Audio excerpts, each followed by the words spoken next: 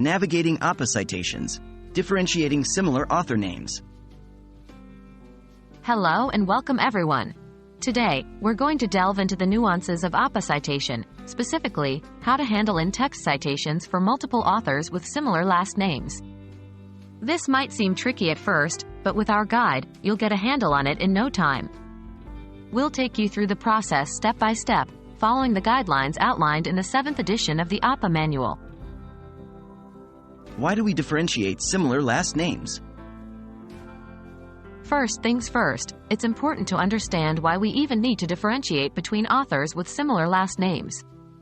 The answer is simple: we want to avoid any potential confusion.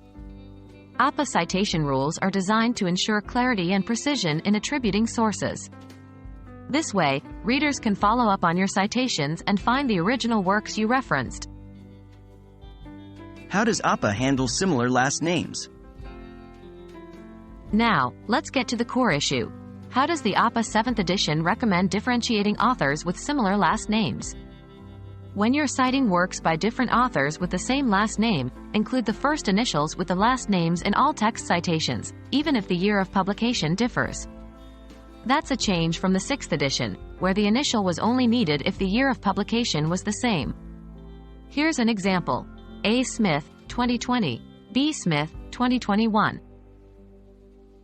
What about authors with the same last name and initials? In some cases, you might come across authors with the same last name and initials. In such instances, include the author's full first names in square brackets. For example, if you have sources from Alex Smith and Andrew Smith, it should look like this: Smith, Alex, 2020, Smith, Andrew, 2021. Note that this is an unusual case and should only be used if necessary to avoid confusion. That's it for today's video. We've discussed how to differentiate in text citations for multiple authors with similar last names according to the APA 7th edition. Remember, the key is clear communication. The goal is always to make it as easy as possible for your reader to locate your sources. Thanks for watching, and I hope this guide will make your next writing task a bit easier.